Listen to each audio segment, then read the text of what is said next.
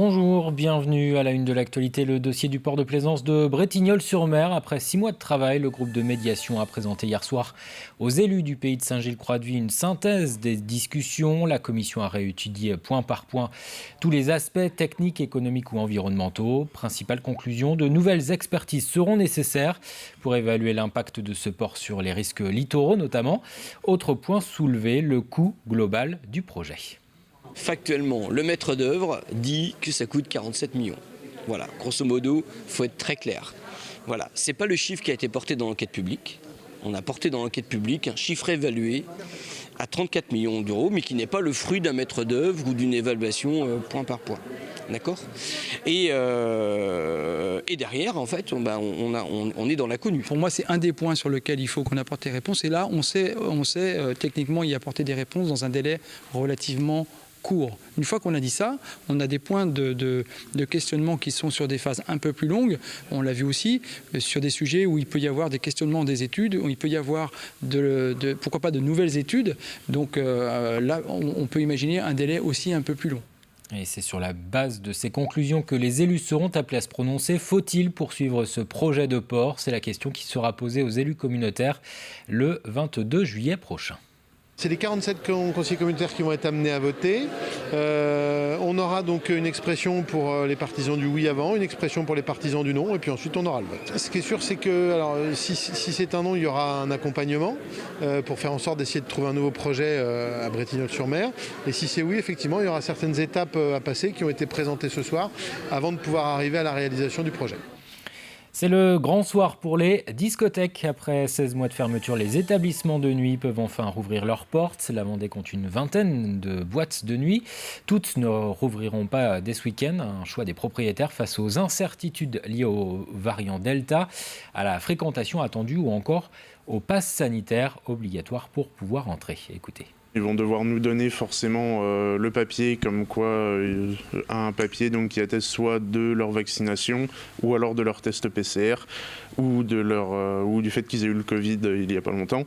Et donc nous, on va devoir soit scanner, soit vérifier sur papier directement si toutes les dates sont bonnes. On est suspendu un peu à ce variant. Donc oui, la crainte, c'est que dans un mois, on nous referme nos établissements. Donc j'appelle aussi tous les jeunes à se faire vacciner rapidement s'ils veulent profiter de nos établissements et que nous, on puisse travailler normalement.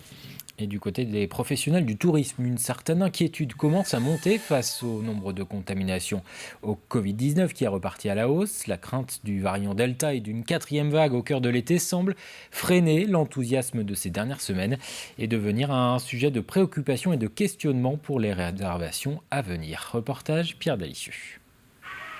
Dans ce camping, la saison commence très bien. La fréquentation est la même qu'une année classique pour le moment. La météo n'est pas au rendez-vous, mais les touristes, eux, sont bien là, même si leur profil n'est pas tout à fait le même depuis le début de la saison. On n'a pas d'étrangers, on n'a pas eu d'étrangers le mois de juin, donc on a beaucoup d'Allemands, de Belges et d'Hollandais, on n'en a pas eu du tout. Début juillet, on a beaucoup d'Hollandais qu'on n'en a pas eu du tout. Ça a été compensé par la venue des Français. Et puis juillet-août, ça va être 90%, 95% de Français. C'est pas le cas d'habitude. Ah non, c'est pas le cas d'habitude. On est plutôt aux alentours de nous de 80% de Français et 20% d'étrangers. Dans les allées, c'est l'insouciance des beaux jours qui semble revenir petit à petit. Une insouciance toutefois relative côté professionnel. Car dans toutes les têtes ici, la reprise de l'épidémie est là. Et une seule crainte, devoir fermer à nouveau. On est complètement sur l'ascenseur émotionnel. On était sur un remplissage qui était plutôt bon. Maintenant, on a une inquiétude grandissante parce que on nous dit que le Covid nous rattrape et qu'il y a des variants et qu'on n'est pas à l'abri, qu'on ait des fermetures et confinement, reconfinement, questionnement. Vous avez peur de ça ? Oui. On n'est pas serein pour la saison. Dans cet office de tourisme, la fréquentation est très bonne. Là aussi, même constat, peu d'étrangers et de nombreux Français. Mais l'inquiétude gagne du terrain, même si l'on préfère rester positif. Les professionnels de l'hébergement nous le disent. Ils commencent à avoir effectivement des appels par rapport aux inquiétudes qui sont lancées sur un reconfinement potentiel au mois d'août. Nous, on a quand même envie d'être optimistes. On a une très belle programmation événementielle qui est repartie dès début juillet avec des festivals, des événements sportifs, avec vraiment du public au rendez-vous, bien sûr dans un respect de gestes barrières, etc. qui sont maintenus. Mais on a envie d'être optimiste. On a envie, de, pour l'instant, regarder l'instant présent. L'instant présent, plus que jamais précieux en ce moment. Tout le monde espère ici qu'il dure le plus longtemps possible. Prenons des nouvelles à présent des vignerons. Souvenez-vous, les vignes ont été touchées au printemps dernier par une vague de froid tardive, du gel qui a provoqué des dégâts. 3 mois plus tard, quelles conséquences sur la formation des grappes de raisin et sur la production de vin à venir? Élément de réponse dans ce reportage de Grégoire de Châtillon. Début avril dernier, le gel ici a frappé fort, jusqu'à moins 2,5 degrés, mais avec 98% d'hygrométrie. Résultat, 75% des bourgeons ont gelé dans ce vignoble. 3 mois plus tard, le constat est édifiant. Voilà, aujourd'hui, on le voit, il y a des vignes où un cep sur 3 a des grappes, pour 2 ceps sur 3 qui n'ont pas de grappes. Et quand il a des grappes, il a 3 à 4 grappes par cep, alors qu'habituellement, on est plutôt entre 8 et 12. C'est des grappes qui sont 2 fois plus petites qu'habituellement aussi.